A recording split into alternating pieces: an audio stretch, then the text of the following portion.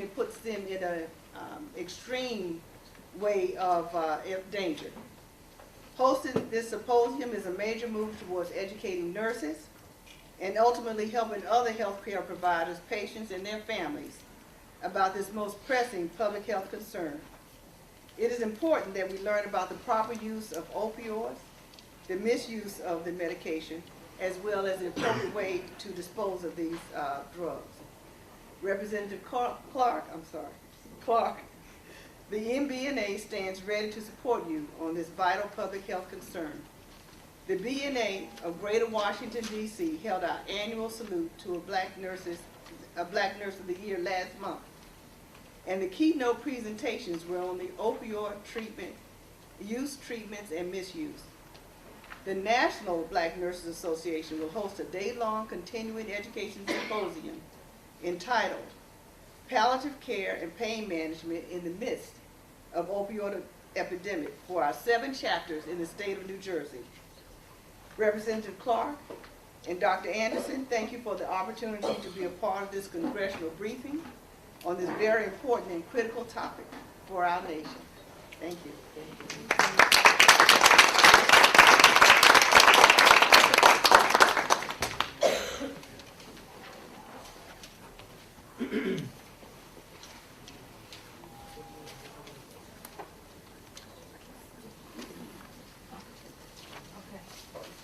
We are just joined by Congressman Dwight Evans from Pennsylvania. Let's give him a round of applause.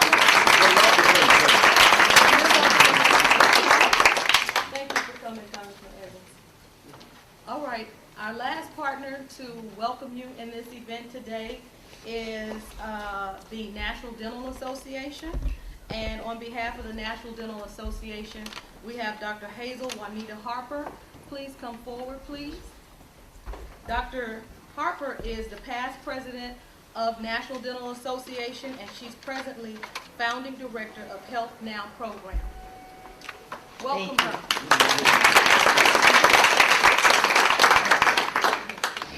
Thank you all so much for inviting the National Dental Association to partner with you, and thank you so much, Congresswoman, for your obvious passion and commitment to this effort.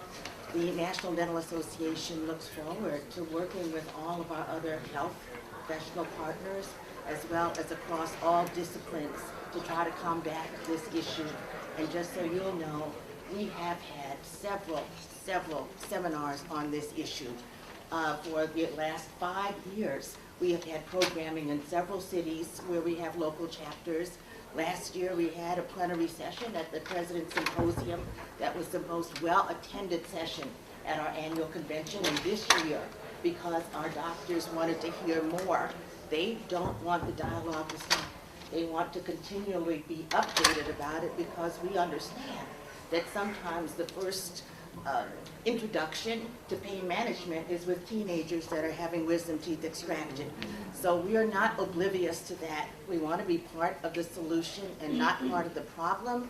And we look forward to working with you and supporting this legislation. Thank you. Thank you.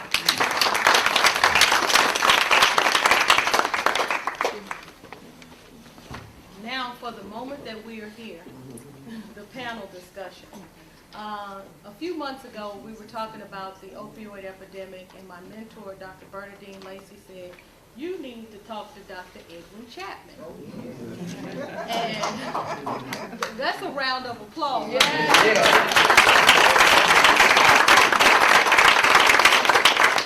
Dr. Edwin Chapman answers my call whenever I call. And that says a lot, because I call a lot.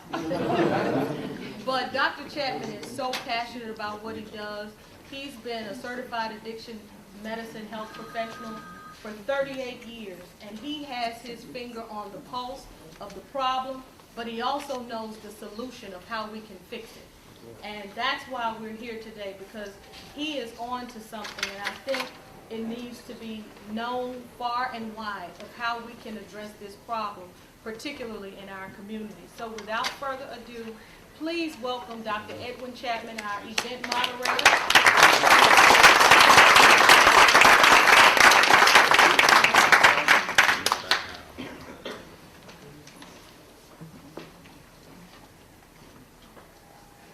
Congresswoman. Again, we thank you for giving us this opportunity. This is a unique opportunity. It's long overdue, and it's going to save a lot of lives. So it's actually been only 18 years that I've been involved in substance abuse treatment. I've actually been practicing for about 40 years, but I got involved about 18 years ago when I was asked to participate in setting up a methadone clinic. And I'm not a psychiatrist, I'm an internist. And I got fascinated by the stories that I heard from the patients. And I got fascinated by what was done and what was not done as an internist. So I was seeing patients come in, their substance abuse was being treated with methadone, they were getting some counseling, but most of the patients were not getting psychiatric care, and most of the patients were not getting medical care. So we were seeing patients die of heart attacks, strokes, cancer, undiagnosed. And it dawned on me that we needed to integrate that model. So most of the methadone clinics were set up as silos, and which makes it very difficult to integrate those services. So I started using a medication in my office about 12 years ago called buprenorphine, which is somewhat like methadone, but it's what we call a partial agonist. And got very comfortable with the clientele, and then started thinking about how to integrate those services and what we actually needed to make that work. So I have a patient here, and I think we would like to hear from Mr. Bing to really hear his story. His story is compelling. We've heard bits and pieces throughout the afternoon, but I'm going to turn it over to Mr. Bing, and then we're going to hear from Dr. Edwards, and then we're going to hear from Dr. Whitney about medication-assisted treatment. Mr. Bing.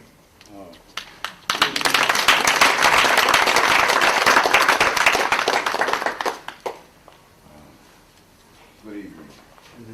I'd like to say thank you to Congressman Clarke, Dr. Anderson, and okay. And I generally speak loud, so I'm gonna turn the volume up. I had a joke, but the Surgeon General left. But what I wanted to point out was when I was looking at that information over there, Dr. Anderson had got something from me, and I thought I'd send her a picture of me. Now, I know that Mr. Adams is a handsome guy, but I'm a handsome dude, too. I should have been on that, so that must be an oversight. Right? So we can get that out of the way. As Dr. Chapman was saying, I am a patient of his, and I'd like to read something that I had wrote, and later on we can expound on it, because I do believe that when looking at D.C. and the surrounding area, this problem goes a long way back. I'm talking about as far back as 1976. I call it the bicentennial year. And in that year, a lot of things changed for the district. A lot of things changed. I don't know if a lot of y'all are familiar with Lawton. Yes. Well, I'm a product of that. I was there for 9 years the first time. First time offender, and I'm not trying to justify what I did. I was a first time offender. At that time, they put in what they call Superior Court. That court was designed for high sentences for African American men. What it did was it created division within the city. It took fathers away and men who may have become leaders. During that crack epidemic and all that stuff, we had a lot of men to come in from various cities.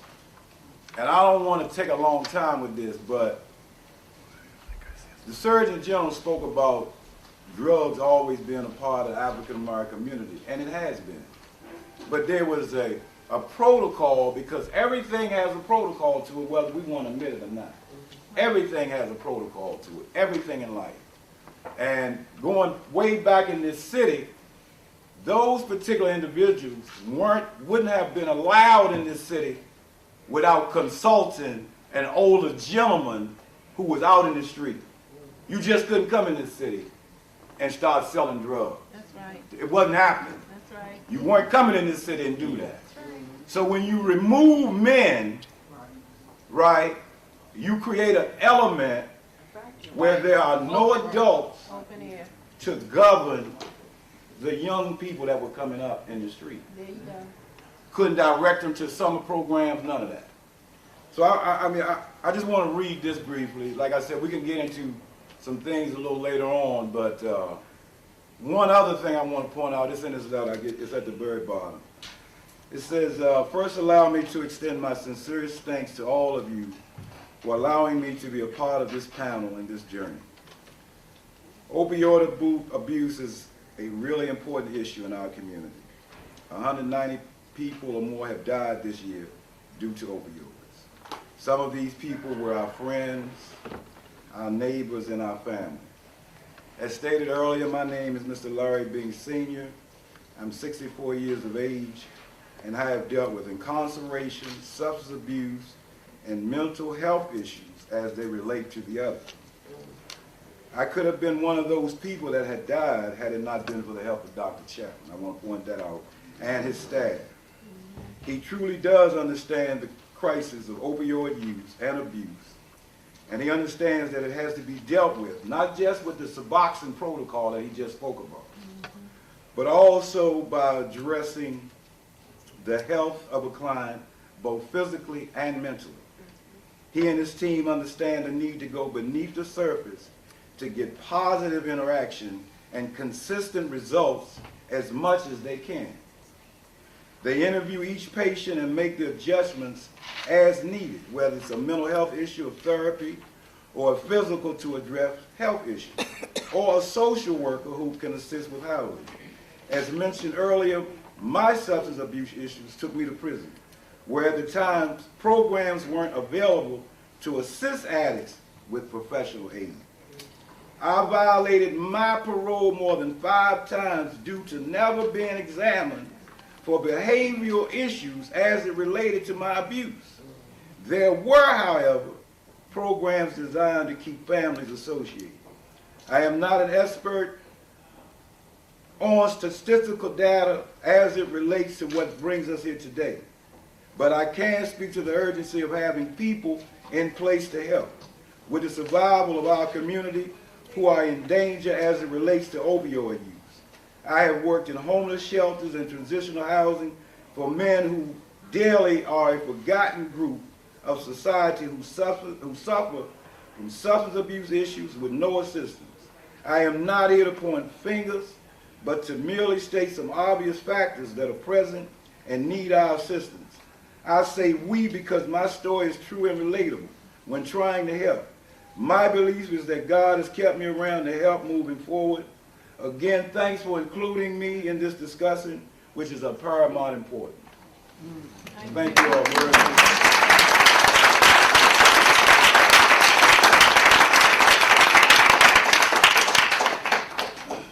So before the next speaker, I'm going to just give you a framework of how we put this together and how we envision this. So we came up with the idea about 2 years ago that we live in an ecosystem. So we thought about an ecosystem of healthcare. And in order to deal with this particular problem, we need multiple participants. This is not like diabetes. You have diabetes, or you have hypertension. This is a disease that impacts everybody. It impacts your whole household. It impacts your neighbors because of the criminal element and because of the fact that infectious diseases are involved, such as hepatitis C, AIDS, and we've seen that. We've seen that evolve in the District of Columbia and other urban settings over the past 50 years. So we looked at this ecosystem and said, well, we know now that the medical community only accounts for 20% of health outcomes. The rest is outside of our purview. So we had to bring in other types of services, and those services include educational services, they include the faith community, they include advocates, they include employment.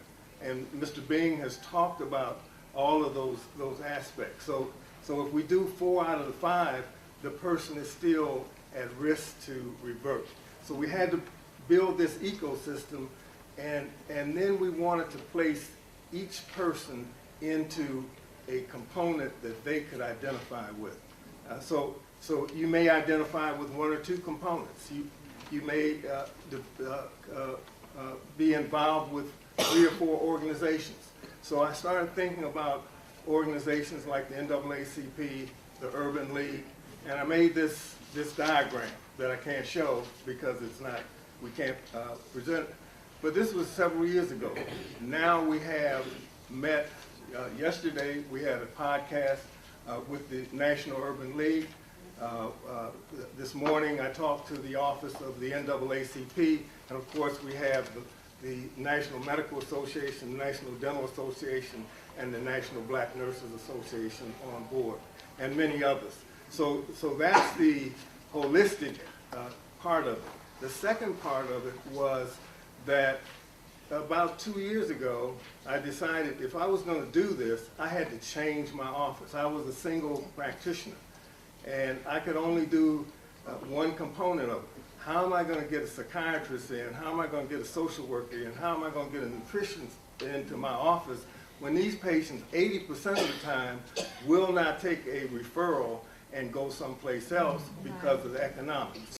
So in the process of converting my office, and I didn't realize it at the time, that the person who was working with me was the wife of a pediatrician who really understood electronic medical records. But at the same time, we put in telemedicine. And we said, if I could get a remote consult without moving this patient, I got the patient in front of me, why can't I bring a nutritionist in to talk?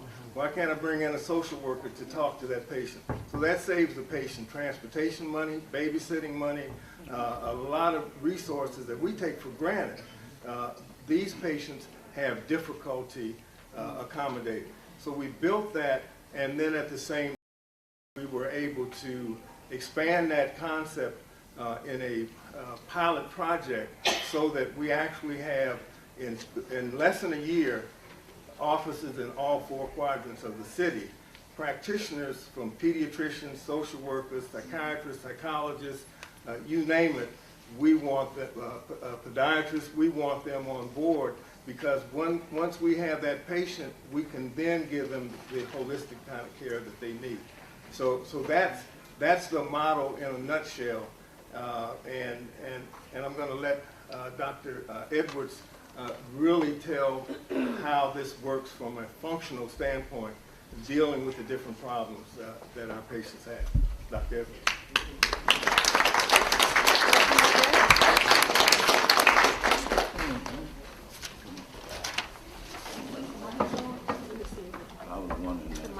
Yeah, the mic is on. Perfect. So we don't have to. Yeah, We're going without slides, is that what? First, let me say thank you to Congresswoman Clarke. Thank you so much, and also to the Surgeon General who opened up our, can you all hear me? Who opened up our convening today.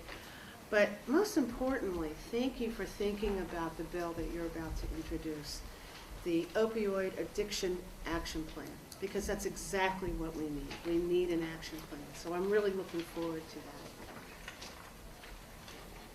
Let's just call it what it is. We are treating a cancer in the community. Is this better? Yes. I actually am very shy, so bear with me. We're treating a cancer in the community. You got to talk to the mic. Bend it towards you, so you can bend it so it's there. there you go. And we all know the impact. Think about what the Surgeon General shared with us today about his own family.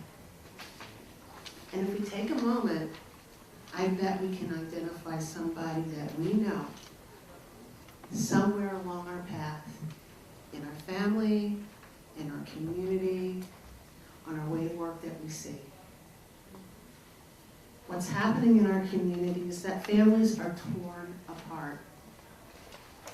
Their lives are cut short. And along with that, a wealth of potential is lost on African Americans across the spectrum. Our youth, our adults, and yes, even our seniors. Our communities are being taken down. And this epidemic has the potential to consume a whole generation of people. I did have slides, but unfortunately we can't show them.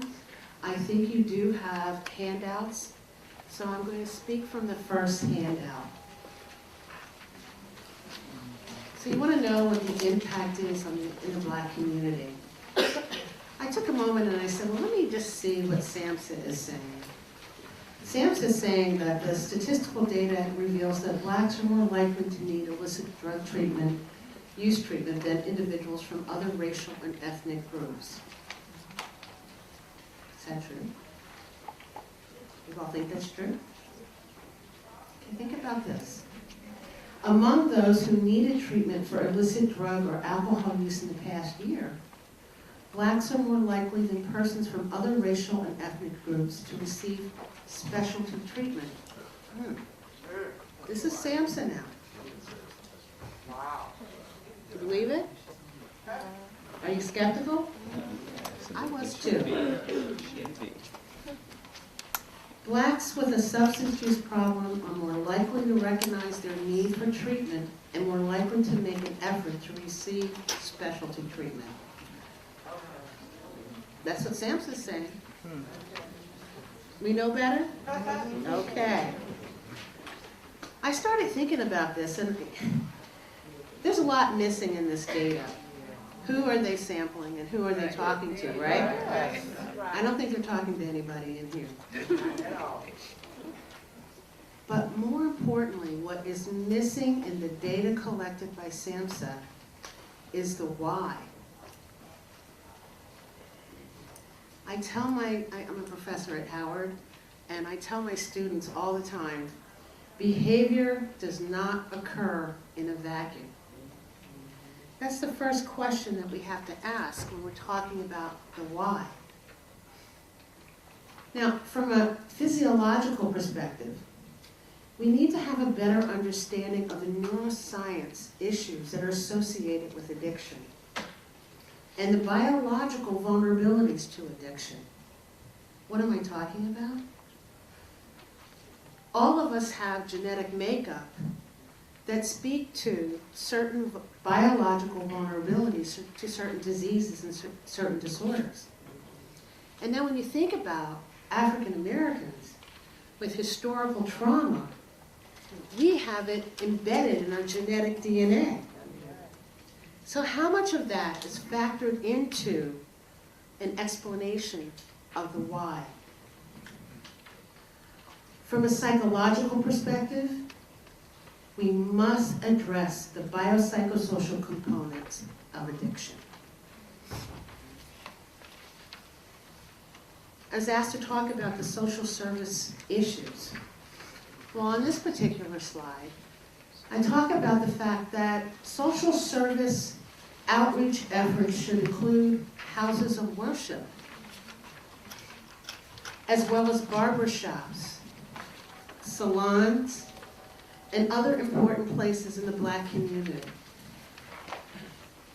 Funding at the state and federal levels need to be made available so it gets to the community.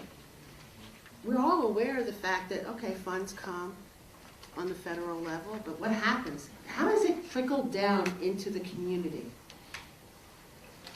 Do we actually see it?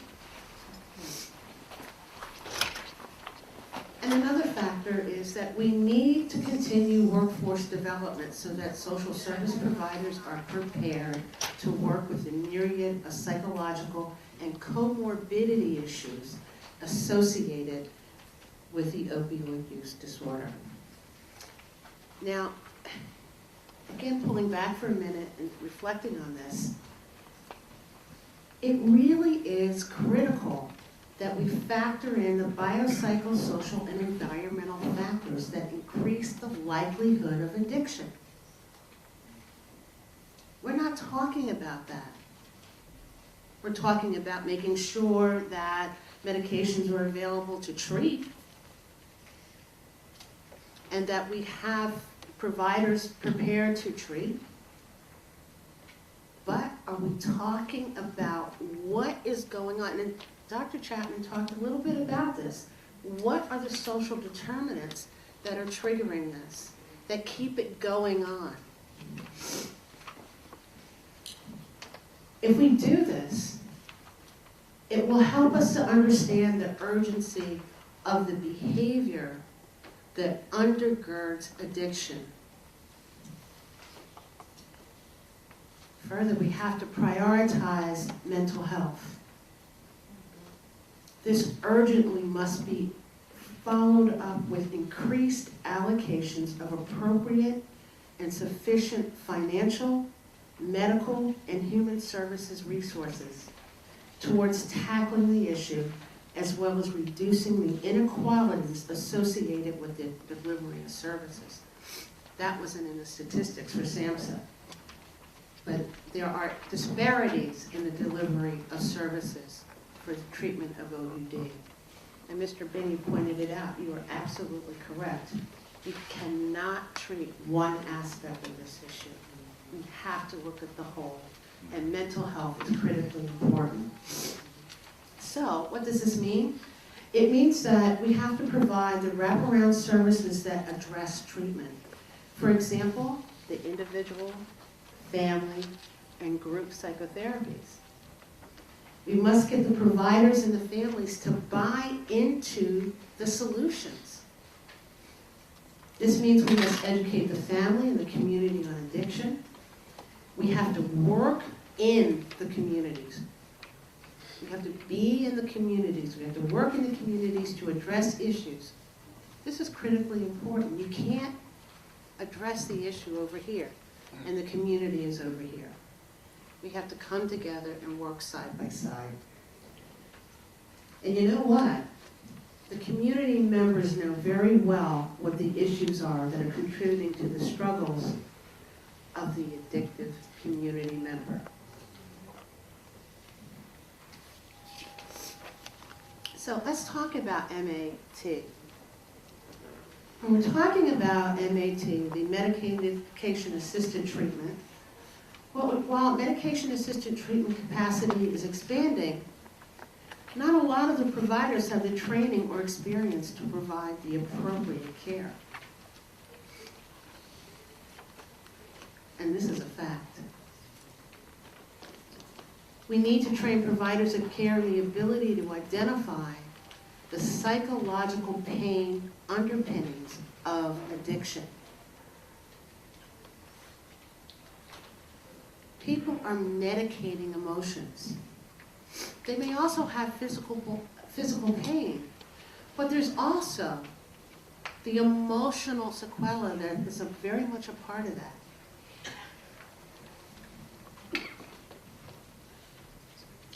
So, specialties in pain management and palliative care are an important part of this conversation and need to be included. Funding is needed to train providers to work collaboratively with the medication-assisted treatment programs. Now, if you look at the Urban League's report, 2015 it was, urban areas have the lowest buprenorphine treatment capacity. Why is that? Why do the urban areas have the lowest treatment capacity? Now, they were looking at Chicago, but then when you look at some of the other urban areas, the same issue exists. We know that within the United States, availability of MAT is severely limited in urban areas. where you see the greatest increases in addiction, overdose, infectious disease transmission, and other adverse effects of opioid addiction. What's that about? Why is there such a disparity in availability of resources? Now, yes, you might say that this is personal, but it is personal. And I think you might even agree with me. The HBCUs should have money set aside for research. We know that population, and we can best engage the communities. Accompanying this, we need to bring to this discussion the neurological sciences. Addressing this issue cannot be done in silos. And we also need to have the ability in our social service systems to provide levels of therapy that normalize so that they can function on a daily basis as opposed to when they get their next fix or pills. So what are the implications? Addiction is influenced by a number of social, economic, environmental factors. We cannot address the issue without addressing these issues.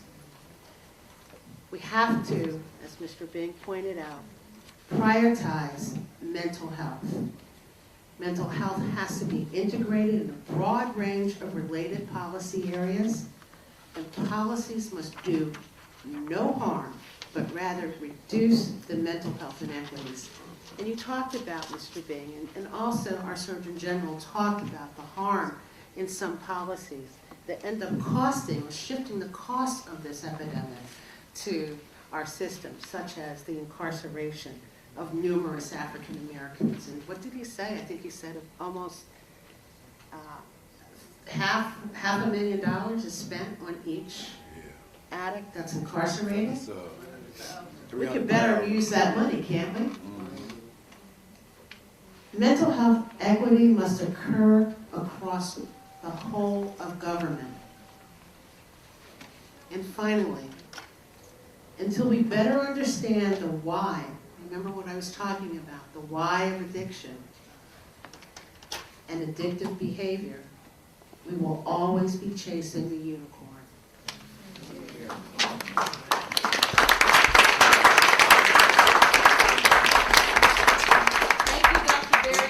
That was powerful and that was thought-provoking, but sadly, it was true, right? Yeah. So you put a lot on our minds and in our hearts and spirits. At this time, I'd just like to acknowledge the gentlelady from Texas 18th Congressional District, Congresswoman Sheila Jackson Lee. She is chair of the Congressional Black Caucus. She would like to make some remarks at this time. Let's welcome Congresswoman Jackson Lee.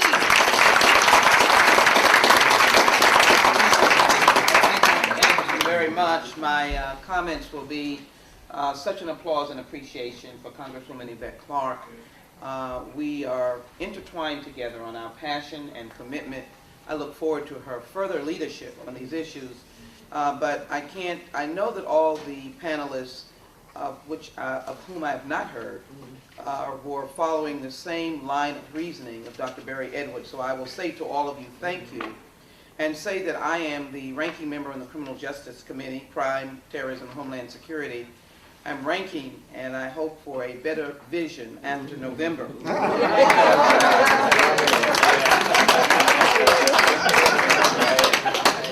You can be assured doctors, mental health specialists, and social workers will be individuals that I call as witnesses before the crime committee. We are presently trying to push what we had pushed but did not get passed, criminal justice sentencing reduction. Many of you saw the commutation that President Obama did on the basis of the opioid research and the idea that, as Congressman Clarke knows, that individuals were incarcerated for many, many years under mandatory minimums for nonviolent drug offenses. And I know I'm seeing the doctors in the room, mental health must be prioritized. And we must understand, as we did not utilize the word opioid some years ago. So I'll finish on this note. As we were talking about the opioid bill, there was an opioid omnibus bill, which Congresswoman Yvette Clarke was very much instrumental in her committee, and then we were working on our committee.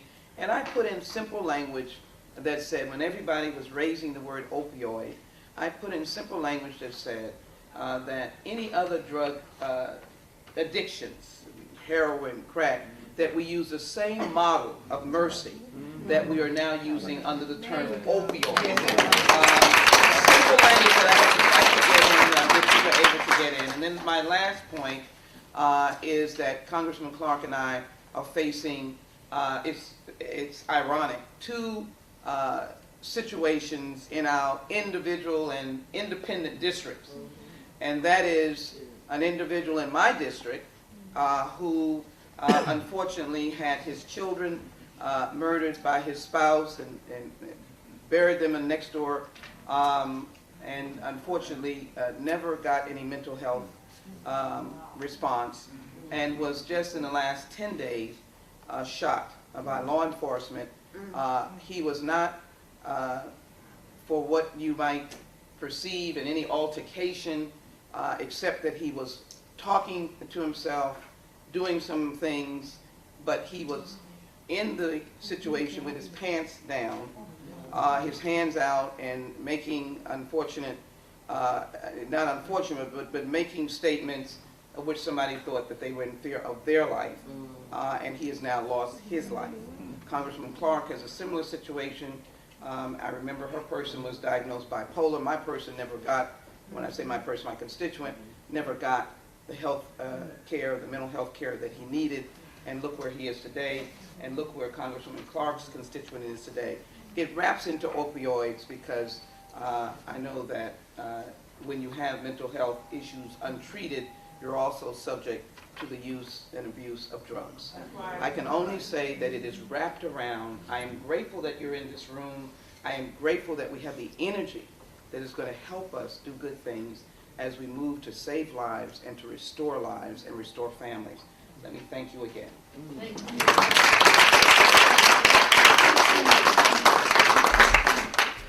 Thank you, Congressman Lee.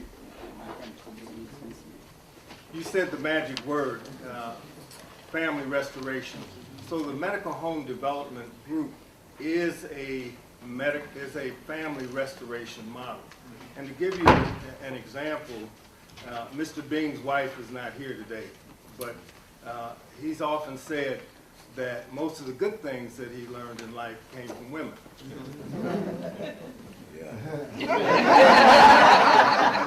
Very true. So when the patients come in, I often give them a paper that describes a 60 Minutes program in 1999, I believe it was, on elephants. And there's a reserve in South Africa where they removed all the old bull elephants from the reserve because it got overcrowded. And lo and behold, the young teenage bulls went wild. It took them a while to figure it out. They were killing rhinoceroses and all kinds of things. And you know how they solved the problem? They put an old bull back into the... So Mr. Bing is that old bull. And I recognized that right away. I didn't know that he was going to make that turn so quickly. But if you see them together, he and his wife, and you can read about it in that NPR article, we're talking about resilience. What is it that he has that we don't see all the time? But that resilience is what we're looking for. That's what we're trying to build on. And one of the other things that we're trying to do is, and I'll tell you, I just turned 72. So that we have to pass this on. And Dr. Edwards mentioned the fact that we don't have enough providers in our community. So part of the medical home development model is a mentoring model. So we're working with pharmacy students at Howard, and I think we have, would you stand?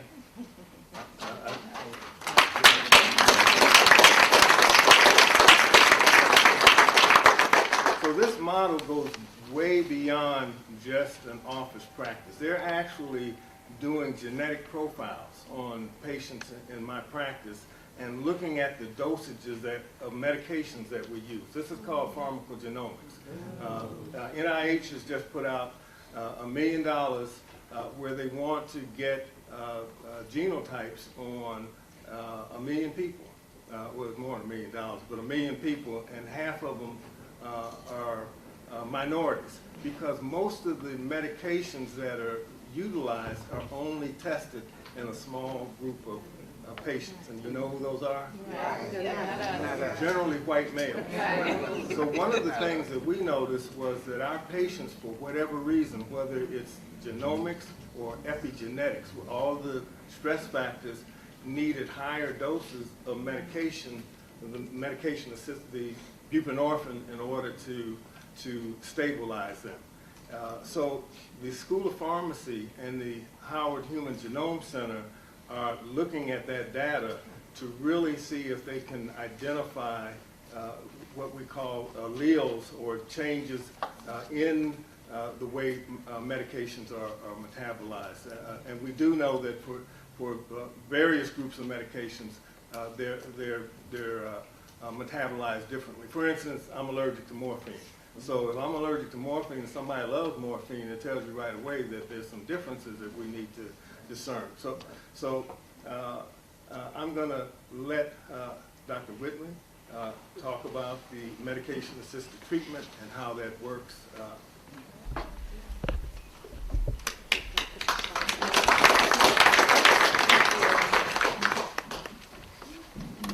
Thanks, Dr. Chapman, and thanks to Congressman Clarke and all the staff there for putting this together and for the opportunity to talk about this super important topic. I've been asked to focus on the topic of medication-assisted treatment, but before I jump into that, I just want to underline on the heels of Dr. Edwards that medication does not work in a vacuum. We need all of the things that you were speaking about. If we don't address the biopsychosocial, we don't take care of a person as a whole, handing them a medication is not going to fix the problem. But the good news is when it comes to opioid addiction treatment, we have some medications that are extremely effective when used in conjunction with the appropriate psychosocial support. So I'm going to focus on that to bring us home today. I'm going to skip through. So we've already set the stage by identifying what the crisis is that we're in, what the epidemic is that we're in. So I'm not going to belabor that, and I'm going to skip through. I have a lot of similar data from New York City. I just want to underscore the point that was made earlier by the Surgeon General that the sharpest increase in opioid overdose deaths, and this is data from New York City specifically, but it mirrors the national data. You see that pink line. The sharpest increase in the last couple of years has been in the Black community, and that's something we don't need to catch up here, right? We don't need these lines to all keep going up and catch up with each other. So let's figure out what we can do to slow that down for everyone. The treatment of opioid addiction, as I said, we have some really great tools from a medical perspective in our arsenal. But first we have to identify folks who are having trouble. It's not easy for folks to walk in and ask for help for these kinds of problems, and often the way we set up care makes it even harder. And this model that Dr. Chapman describes of really weaving addiction care into general medical services where people are more comfortable, there's no stigma attached to going to your medical doctor or your general psychiatrist if you're being treated for depression or some other mental health issue. This model where we can incorporate the addiction care into the places where people are already touching the healthcare system, rather than relying on specialty clinics that people have to go to that have like a big sign on the door that says, I'm going here because I'm an addict, right? Like those are not places that are easy for folks to get into and receive care. And I just want to emphasize something that we've touched on, that really addiction care should be part of healthcare. It doesn't need to be a freestanding product that we deliver. We know that folks with addiction suffer disproportionately from lots of medical problems, HIV and hepatitis C being a couple of them. And when you treat addiction and you engage people in care, it's a great opportunity to also better the outcomes of those health problems. Patients in treatment for addiction are less likely to become HIV positive if they're not already, because the risky behaviors that they engage in are reduced as their drug use is reduced. And even if someone doesn't completely stop drug use, this holds true, right? Because you're using smarter, you're less likely to share a needle or do some behaviors or engage in sexual behaviors that are risky when you're engaged in treatment. And this is true for hepatitis C as well. And we also know the flip side of that, right, is that people who are actively using drugs are less likely to receive care for HIV or hepatitis C. Both because they may be less likely to go in and ask for care, but second, that a physician may discriminate and withhold care on someone who's actively using drugs because their life is too chaotic and they're concerned that they're not going to be able to comply with treatment. So that's just to underscore, again, that we need to take care of health as a whole and not treat addiction in silos, which we've kind of done up until now. So we have some great medications that work really well for the treatment of opioid use disorders, and I'm going to talk about. There are basically 3 FDA-approved medications at this point. And the main idea, the main rationale for treating opioid use disorders with opioid agonists, these are medications that look like the drugs that people abuse. So they bind to the same receptors in the brain as the drugs that people abuse, but they do it in a bit of a different way, and in a way that can actually calm down the brain and reduce the use of the drugs of abuse. So they bind in the brain, they prevent withdrawal. Withdrawal from opioids can look like a really bad flu, nausea, vomiting, tearing, diarrhea, really miserable for folks who've been taking opioids for any period of time and suddenly stop. This very, very significant physical withdrawal syndrome is a big reason why people continue to use, because the one thing that will guaranteed relieve those symptoms is more opiates. So the medications that we use to treat addiction will do that as well. What they will also do is, as I mentioned, calm the brain down to blunt the craving. Craving is the urge to use, and craving is the thing hand in hand with the withdrawal syndrome that drives people to want to use. The third thing that it will do is what we call blockade. So when that medication is sitting in the brain, if I say, oh, I'm going to try my drug of choice, let me see what happens if I use some heroin or a Percocet, it will block the effects of that drug. So the brain says, oh, well, I've used that and I didn't really feel anything, so maybe I don't need to try that again. So that's the foundation of using opioids or opioid agonists to treat opioid addiction. And the 2 medications that we have, you heard a little bit about both of them today, are methadone and buprenorphine. Both of these are taken by mouth. So methadone you swallow. Buprenorphine is taken under the tongue, sublingual formulation, so it dissolves and gets absorbed into the bloodstream under the tongue. They both have a fairly quick action, like within 30 minutes you start to feel the effects, and they last a long time, right? So you can take a single dose once a day once we figure out what the right dose is for somebody, and that will help them feel normal and not have withdrawal throughout the course of at least a 24-hour period. The main difference between these, methadone and buprenorphine, and the drugs that people abuse is they are not likely to cause a high. They don't make you feel good or euphoric in the same way as the opiates that have gotten into this mess do. And so that's another advantage. So to look at that graphically, because I like pictures, this is a graph from some of the early research on methadone maintenance. Methadone was developed in New York out of Rockefeller University. And so this was sort of their graphic of what it's like to be a heroin user. And this would hold true for any of the synthetic opioids also, which are short-acting. It's chaotic, right? You're always up and down, your brain is here and there, you're high, you're sick, you're seeking your drug, you're looking for your next fix. There's no period during the day when you feel normal or stable. And most people, by the time they come to me and they are in treatment, they stop feeling good. They stopped getting high a long time ago. They're really just seeking not feeling sick, not getting into withdrawal. That euphoria, that initial rush that attracts the brain to the drug is usually long gone by the time folks are seeking care. So it's really just more of a struggle of survival at this point. So when your life looks like this, it's going to be really hard to have a job, right? It's going to be really hard to take care of your family, to even get a meal on the table, right? Those things are left in the dust because you're seeking this to fix what's wrong with the brain. So the idea behind the opioid agonist treatment is, voila, right? You take one dose once a day, and once we get you on the right dose, it maintains this stability that can last for a 24-hour period. And all of a sudden, if we do this right, and we're addressing all the other stuff, because this, this is not going to work in a vacuum, as we've already talked about.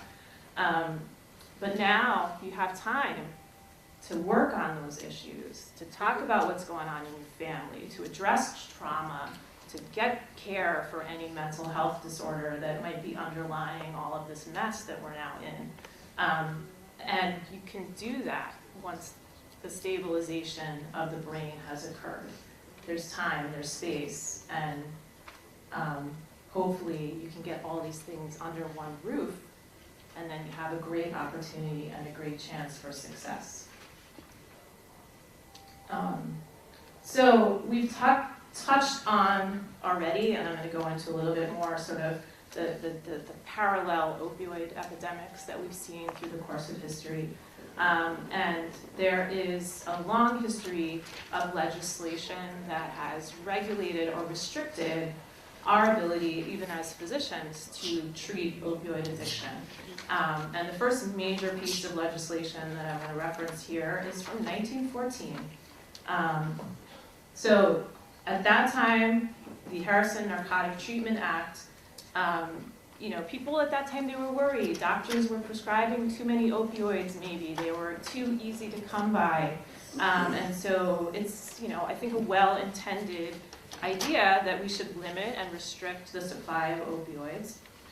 So this act in 1914 made it illegal for me as a physician, although I wasn't there in 1914, but if I had been, it would become suddenly illegal for me or any physician to prescribe opioids to someone who was identified as an addict. So, at this time, a lot of the opioids were in cough medicine. There was, stuff floating around in the community, and all of a sudden, we could no longer. You could prescribe those things to treat cough and to treat pain, but you could no longer prescribe them if you identified someone as an addict. And physicians were prosecuted under this law. And that is the legal framework under which our ability to treat opioid addiction using methadone, it grew up under this very top-heavy set of federal regulations.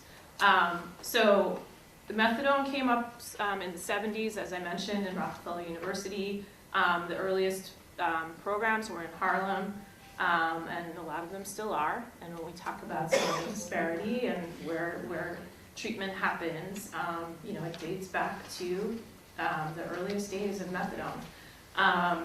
And to this day, methadone treatment is available only in highly regulated opioid treatment programs.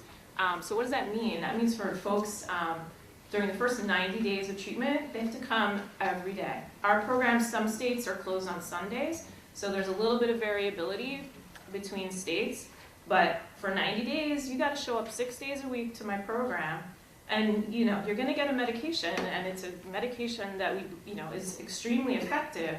But just imagine, like, that's like another job, right? That's like, what does it take, and how sick do you need to be to finally get to the point where you're like, I got to do this, right? I got to show up here every day. And you got to meet with a counselor, which is probably a good thing, but it's, there's a lot of structure and a lot of hoops to jump through to be able to access methadone, and that is still true to this day. That being said, methadone is a very effective medication. We have, from the 70s, reams of data that show that as part of a comprehensive treatment program, this is not methadone just the medication, but this is methadone with counseling and case managers and vocational counselors, people helping you write your resume, people helping you look for a job, people hopefully addressing the physical and mental health comorbidities. That's become pretty commonplace at this point, that methadone is not dispensed freestanding, that we have a psychiatrist and we have an internist and we have all these services available under one roof. So all these things help with outcomes. They reduce criminal activity, improve mortality, improve quality of life, include mental health, improve pregnancy outcomes. All these things we have just a long, long history of benefit from methadone. But that being said, most people with a diagnosis of opioid use disorder don't make it into methadone. So our second option, and I know I got to keep an eye on time here, is now buprenorphine. So this became available in 2000. So there was finally new legislation that allowed us as physicians to prescribe narcotic medications for the treatment of opioid dependence from our offices. So from your practice, from my from a family physician's office, from a psychiatrist's office. And these are the medications that we can now use in addition to methadone, still available in its very structured treatment program. We have buprenorphine available pretty much anywhere there's a provider willing, ready, and able to prescribe. Now that's a big if, because there's still a lot of gaps in our treatment system in terms of where folks can access buprenorphine treatment. So in an ideal world, we have this continuum of care, right? We have this really high-level, intensive treatment in opioid treatment programs. Maybe we have some specialty outpatient treatment programs where folks might be prescribed buprenorphine, but they don't have to show up 6 days a week. You can come once a week, twice a week, or maybe even once a month, once your life is looking a bit better. And then we have the model on the top, which is office-based treatment, where this is done really in the, hand in hand with your general medical care by your primary care physician. So I'd love to say that we've developed this, continuum of care. We've had 18 years to do it. We're not quite there. There's still a lot of holes in our system here. And what I want to spend just a couple minutes highlighting is how that looks in terms of the topic that we're here to discuss today, in terms of racial inequity. We don't have a lot of data about this, but I'm going to try to highlight what we do know. We know a lot of folks who need addiction treatment never get treatment. And this is a survey, a national survey from 2015, just big buckets of reasons why people don't get addiction treatment. This is not specific to opiates, but this is addictions treatment in general. And some people say flat out, not ready to stop using. I don't have a problem, it's bad enough. But then when you go down the list and you look at, I don't have health care coverage. I might not be able to get to work and get to treatment. My community, my family, people might look at me funny or think worse of me if I try to access addictions treatment. This data is not broken down by race, but you can start to see how the answers to these questions could be different for different communities, and how the things impacting how, whether you have health coverage, whether you have childcare, whether you can maneuver this with your job, might look different depending on the community that you come from. The other thing that we've touched on is sort of the schism that's developed between what it means to be a heroin addict and what it means to be a pill addict. They're both opiates. They both do the same thing in the brain. But our history with heroin, dating back to the development of methadone, has really been enclosed in this war on drugs, right? And a lot of the things we touched on, incarceration, and we know that's disproportionately affected communities of color. Whereas when the whole OxyContin mess came into play, this is a disease of the brain. It's not a different disease, it's the same disease. And I wholeheartedly agree it's a disease of the brain. But we need to bring these two things together and not treat them as separate issues just because one person's using a pill and one person is injecting. We've got to tie these things together and realize the similarities. And also, as we've already fully touched on, we need to address addiction from a public health perspective, not just looking at it piece by piece, but really thinking of the social determinants of health and all the things, the why behind all of this. So I want to say what we know about who gets care in this two-tiered system. And we know a lot about who gets methadone treatment because the treatment programs have to report, and we have forms we have to fill out, and we have to report to the state and the federal government the age, the race, tons of data is collected on folks who receive methadone treatment. This is data from New York City Department of Health, but just to highlight that people of color are more often, are the majority in methadone treatment, and most methadone treatment is paid for by Medicaid. And this is what some of our programs look like, guys. Like, these are not happy, pretty places that, that you're excited to go to every day. This is, they're often in kind of rough areas. They're often hard to get to. And remember, you gotta go 6 days a week, sometimes 7, depending where you're at. And this is in the urban areas, right? This is my vision. Think about it in a rural community. You maybe have to drive 100 miles. There may be a wait list to even get into one of these programs. So, this system is not set up to serve the people that it needs to serve. This is one of the newer programs. I just threw that in there. I used to work here. We can do this better. We can do this in a way that is much more dignified and person-centered and really addresses the needs of our communities. And then just to finish up, I want to say what we do know about who gets buprenorphine. And we know less, right? Because this is dispensed from a pharmacy. You don't have to go to a program, and so we don't have as much data. But what we do know is from 2 sources of information. So in 2006, there was an initial report after the first 5 years of the approval of buprenorphine, and we know that 92% of the patients who received buprenorphine during that period were white. The majority were employed, and the majority paid out of pocket or by private insurance.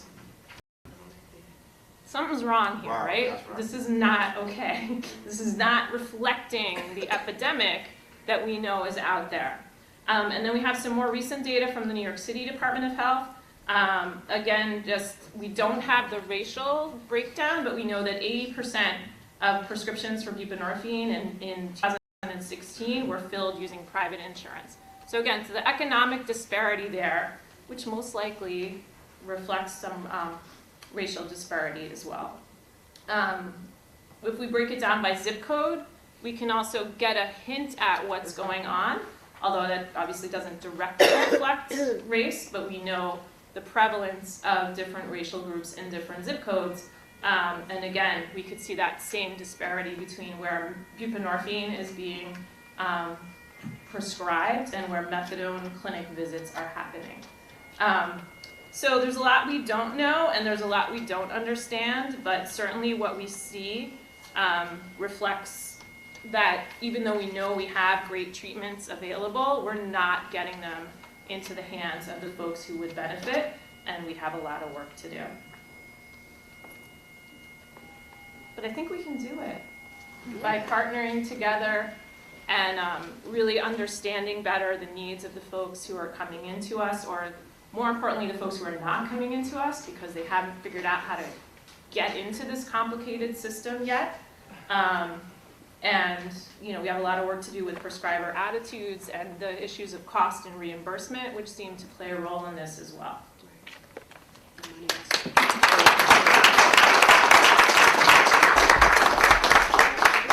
So thank you, Dr. Whitney. And we want to open it up to questions. I'm sure that you have questions, but I want to make a comment before. On the way over, Mr. Bing said, Doc, is this going to be a one and done thing? And I said, no, this is not going to be a one and done. And we need to thank Congresswoman Clarke and Dr. Doris Brown for her leadership in putting together a National Medical Association colloquium that actually brought all of the major players together this year here in Washington as the nidus that's going to keep this going. And we also have the academic input from Dr. Edwards and the students. We owe them that much to keep this going. There's so much to learn, and we now are really gathering that momentum. And I could count, I can't count on my fingers and toes the number of people in here who've actually been through my office to help work with this. So we want to open this up to questions. Yeah. Where does medical marijuana fit into the equation with regards to opioid addiction treatment? I can kind of start. I read a couple of articles recently. There is some literature that suggests that if you look at the states that have legalized marijuana, that there seems to be a decrease in opioid prescriptions.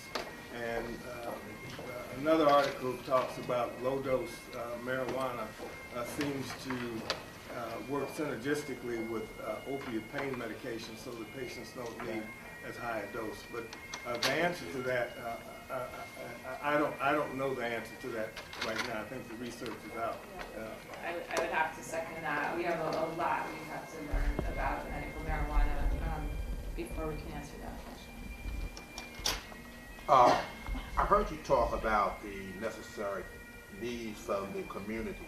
And you mentioned the church community, but where are they with you all? Are they talking or doing anything with you all? Yeah, Sullivan Robinson was sitting there. I don't know, but we're working very closely with a network of churches. Reverend Frank Tucker has helped organize a large group of churches in the metropolitan area. So they started with AIDS about 12 years ago.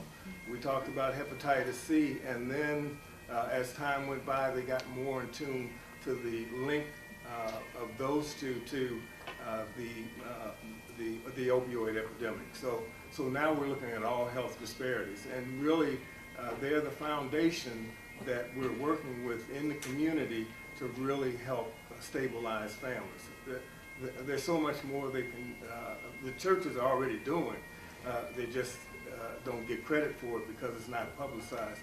And we need to change the model, the way things are paid for.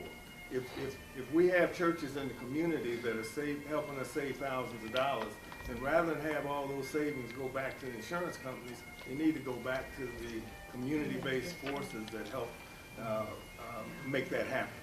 So a lot of work has to be done in that regard, and that's one of the things we're looking at in the model. So, Dr. Anderson. I'm concerned though about the specific actions that community groups could take in response to this meeting. Talk about the church, but the community health organizations, housing organizations. So what do you see as some things that those community groups could do in support of this effort? Anybody on the panel? When Dr. Chapman was talking about the one and done, the reason I asked him that is because I too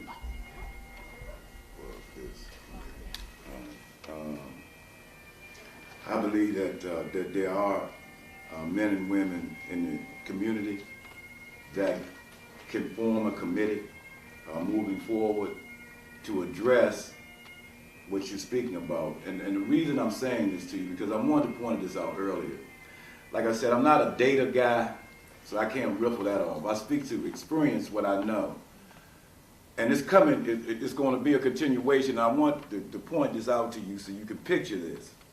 She spoke about behavior. Now imagine a man and a woman growing up. Everything that you've ever been taught has been by a book, word of mouth, watching somebody else do it. You go to court, they put you in prison, they tell you to step behind a green door. They don't teach you how to do time. Now you with all men all day, you with all women all day. Now, with that being said, if I'm 21 when I go to prison and I come out 40, emotionally I'm still 21. They give you a knife, they don't give you a book when you go to jail. When you come out, you're angry. But the thing is, who are you angry with? Because if you don't identify who you're angry with, you're going back. You're going back. See, it took me a while to understand this. For the longest time, I blamed everybody but me. I put me there. So it's up to me to reconstruct my life. You understand? I was able to identify who I was angry with. So when you talk about moving forward, you have to have people on the ground who can identify who needs help and in what specific areas. Because most men and women that walk into a doctor's office, do you think that they're going to tell one of y'all that they're angry and who they're angry with? Or do you think they're more liable to tell somebody like me? You know what I mean? I can direct them to the doctors. There are so many men and women in NAAA and in these working environments in the street that need to be on a committee moving forward that can come up with solutions as to how to get more people treatment, like with Dr. Chapman and other people, because everybody that's on drugs don't necessarily need Suboxone. They need therapy because they're angry. They're emotionally distraught.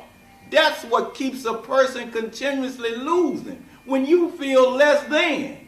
If you woke up and it's a level playing field, what is the need to use a drug? You got a level playing field. But when the playing field ain't level and it's a continuation of the emotional distrust, not just with self, but with providers. Because let's face it, like they said earlier, all providers are not equipped to deal with the task at hand. That's right.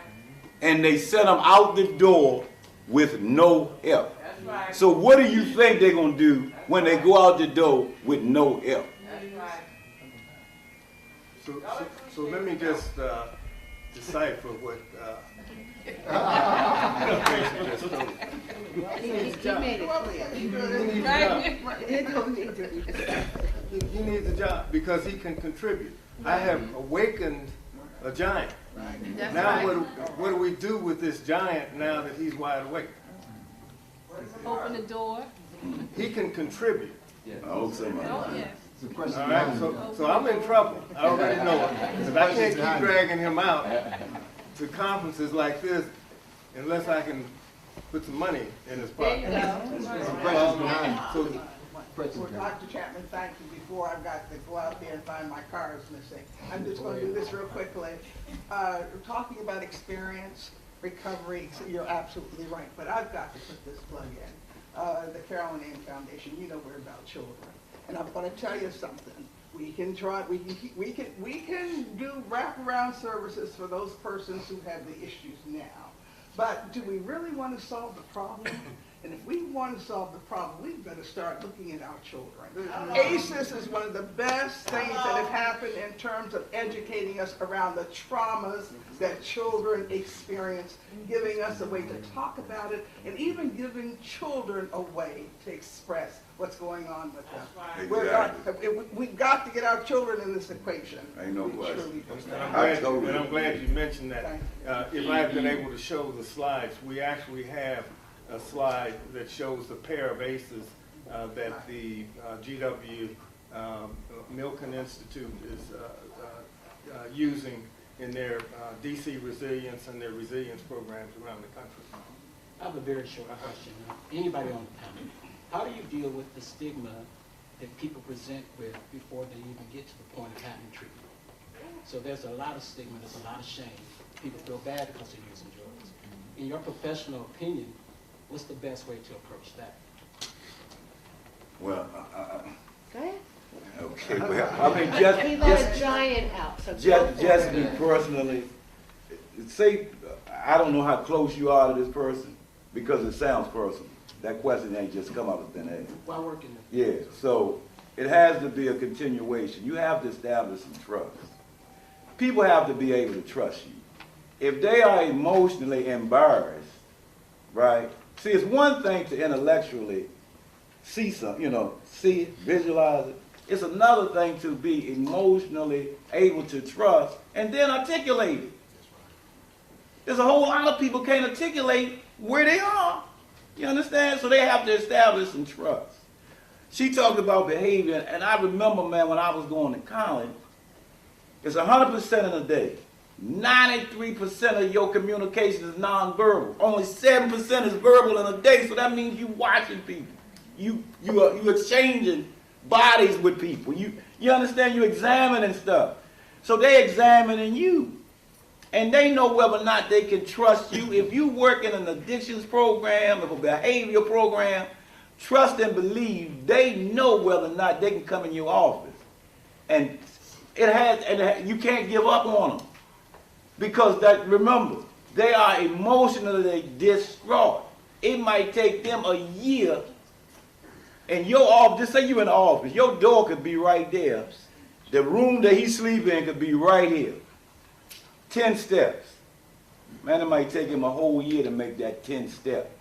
You understand? Because he has to gain, he or she has to be able to reestablish themselves emotionally. Because like I said, anger is a big issue when you're talking about addiction. It really is. And it leads to those other things you're talking about. Dr. Clarke. So Dr. Chapman, thank you to all the panelists, excellent job.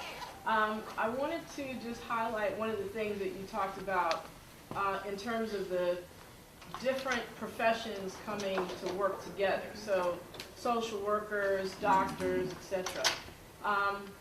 Maybe you could also, or anybody on the panel could speak to, since we're sort of in a federal environment, we're looking at laws and solutions, what sorts of ways we could use this forum to really remove the silos, not just in how we're educated, but also the local government silos that make it difficult for these kinds of programs to really be effective, and for a medical practice to work with a community-based organization or a social services organization, or even within the healthcare space for psychiatrists and psychologists and recovery centers to work with medical practices. Just what sorts of solutions could we suggest along those lines? Well, we have a number of funding opportunities where and policies that can influence, are we revisiting this issue? We have opportunities to work with funding agencies and policies where we can write in what we expect to have happen. So that would address some of the silo way of practice that you're talking about.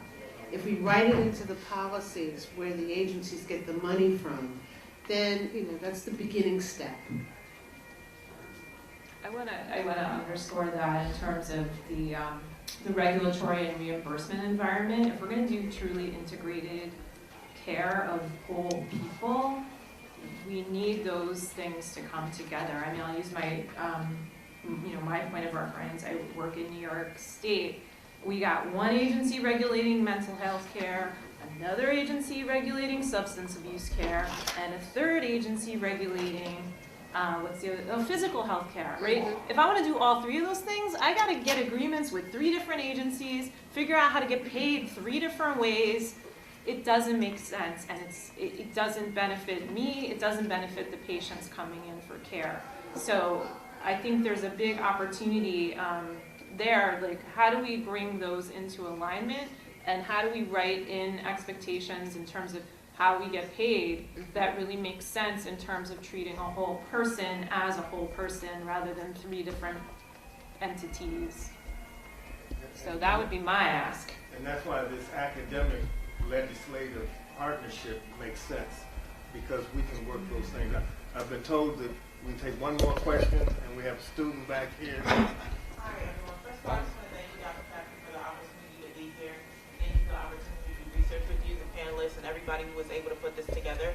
And I think my question, just as a student pharmacist geared towards pharmacy, and I know you said multiple times along with Mr. Bing that this isn't going to be the last time, so my question would be for you or any of the other panelists, where do you see the role of the pharmacist being integrated in this forum the next time that we do come and talk about this epidemic that we're trying to combat? As you know, when you look at my charts, you see the list of medications that the patients are on. So they have diabetes, high blood pressure, drug-drug interactions. We want the pharmacists, and our system is actually set up with Howard to do medication reconciliation. So that's going to be a big plus going forward. The pharmacogenomics and identifying patients who, before they're even started on a medication, you know, when you come to the doctor's office, we follow an algorithm that we're either taught or that's in our head to start with this medicine first. That doesn't work. If we can look at your genome pattern and predict beforehand, before giving you a medication, that this probably isn't the best thing to start with you. And that's where the ethnogenomic piece comes into play. But in addition to that, you have a major role in educating the provider community. You would be surprised, in the community, the prescribers of care and many other providers do not know what to look for. They do not understand the drug interactions. So I see a major role in educating the providers of care and the prescribers. All right. Okay, I can take these last 2, but the briefing ends at 4:30. It's 4:29. Dr. Brown? Yes, well, I just wanted to say that I think many of the questions and comments that have come about ties into what the National Medical Association is doing this year under my National Action Plan for Health Equity, because it is a collaborative approach. It has the faith-based community, the social workers, the pharmacists, all of us engaged in working together, and I think we need to continue to do that because it's about a partnership. And we also have that public-private partnership with industry, trying to look at answering the questions that's impacting our communities and bringing about health equity, and we have to do that together. And where can we find the National Action Plan for NMA? Well, we presented, the third part of this will be at our convention in Orlando in August, but we met with the Congressional Black Caucus last September, which kicked it off. We just held a colloquium in March with the second part of it, and we're asking the organizations that are participating in that to take a piece of the plan that they can go and work with their communities on. So you will find information on the NMA's website.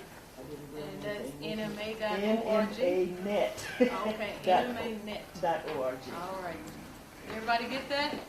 NMAnet, net.org. Okay, last comment. My name is Kim Wilson Brown, and I'm with a community-based organization, and we are formulated to help combat this epidemic that's going on today. We are the first peer-run organization in the District of Columbia to do this.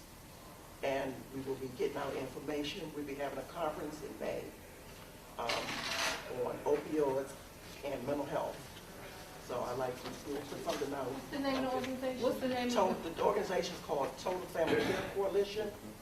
We are also just opened up our brand new peer operated center, peer focus, individuals that have substance use issues working with other peers.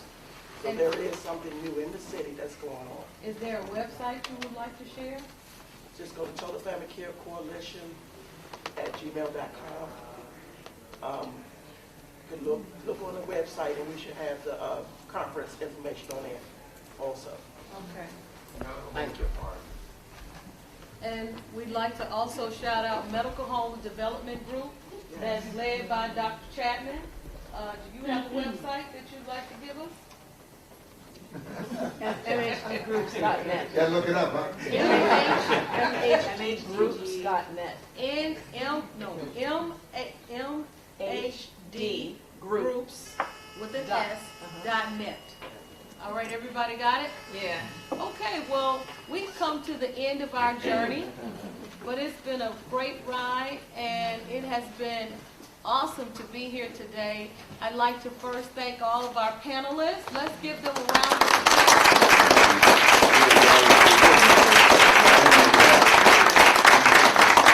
And I'd like to thank Dr. Chapman, our moderator.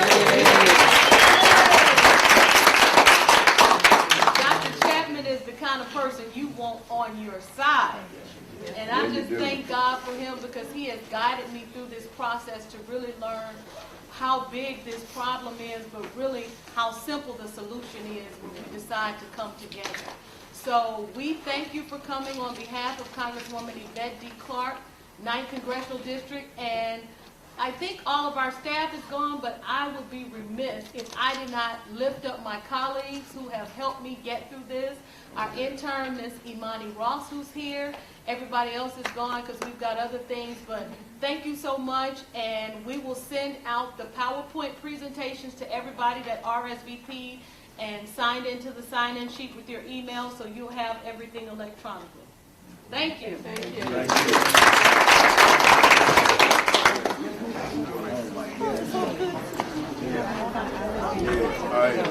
I know, I